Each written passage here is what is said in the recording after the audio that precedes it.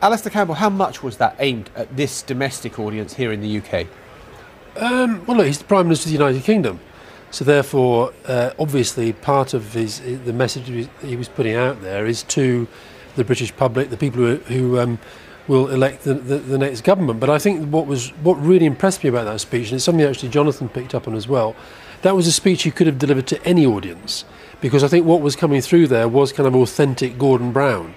And I thought I liked the kind of biblical touches and the stuff about his father and his roots and it was to an American Congress, albeit one that has politically changed. You were always the man who didn't do God. I don't do God, but I don't mind it when politicians do. And also I liked the fact that was, and it was interesting to me that one of the lines that I suspect they hadn't planned for applause was when he talked about free markets but not values-free markets, and the way that got an instant response from that American audience there. And I thought, and it was very interesting as well towards the end. Again, you're talking to American audience here, which people often criticise as being insular and so forth. I thought the way that he went off on that little passage about Rwanda and the boy who died in Rwanda and linked poverty in Africa and the humanity people need to feel for that to the fact that there might then be a link to the madrasas and people becoming radicalised and so forth.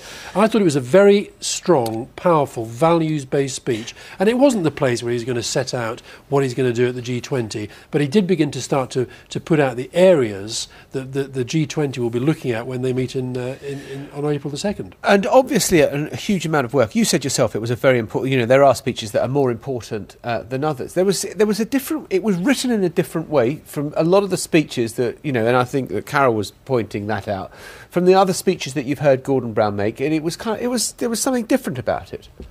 Well, I think it was a bigger occasion possibly, and whether that meant that more work was done. But I think people have sort of got back a few years ago. Well, he was more animated as well, wasn't he? Yeah, but that's partly the nature of the event. And it was a very, very good speech. And Gordon's given many, many good speeches down the years. He is a very good speech maker. And I thought that what came out there, the only communications that works in politics anymore is complete authenticity. I thought what came through there was Gordon Brown being himself. And that meant that he does want to stand up and say, let's not forget the poor. He does want to stand up and say, it's not just about the economy, we don't forget the environment as well, because the two have got to go together. So the big values and the big picture, I thought he did it very, very well. The overriding theme is this one of cooperation and a global approach. It's interesting, though, that we hear this line as well, that Gordon Brown is the first European leader to be invited to America and so on. So this sort of rivalry in the relationship with America still seems to be there in some way. Yeah, but it matters. It's like I said to you earlier, it really does matter. It's not just about whether, Barack Obama is nice to Gordon Brown. It says something about the relationship between the two countries. So Jonathan can, he stands and he counts the rounds of applause and so forth. The warmth with which the speech is greeted, it's not just the fact that it's Gordon Brown, it's the Prime Minister of the United Kingdom, and those relationships matter. But it matters more than he wants to beat Sarkozy basically into the Oval Office or so on. Having influence with what is currently the only superpower in the world, that is important to each of the countries. Now, I think people talk about the special relationship, and it does exist and it does matter. Does that mean that Barack Obama won't want to have a good relationship with Sarkozy or with Merkel, with all the others? Of course he will. What is this? Tell me this, and you can reflect on this from your time when you were as Tony Blair's director. What does the special relationship mean? I mean, what does Britain get that France doesn't get, or Germany doesn't get, or Japan doesn't get, or Canada?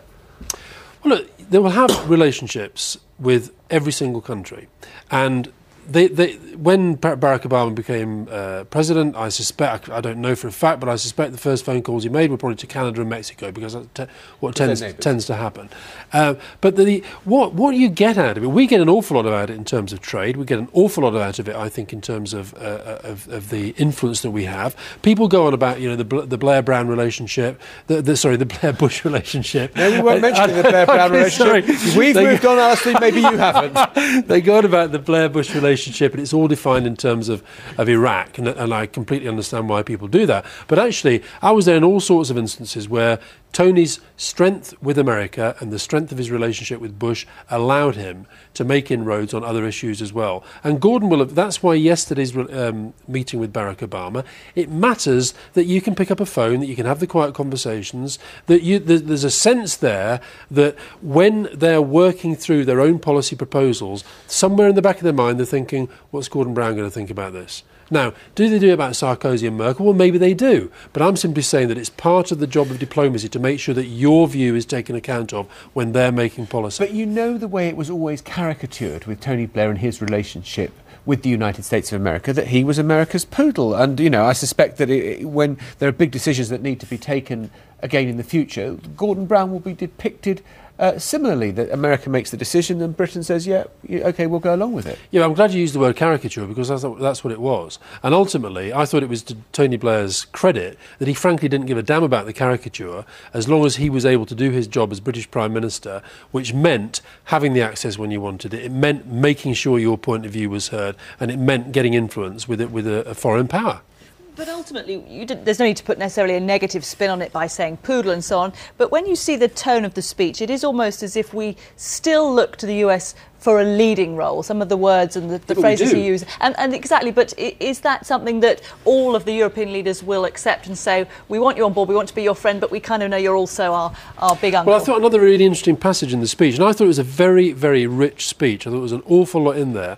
And I thought the little passage he did on Europe was interesting. He couldn't have made that if you'd had President Chirac in power in France. He was talking about this pro-American European leadership. And that in a sense was reflecting some of the changes that have got in other European polities. But look, America is the most powerful country in the world.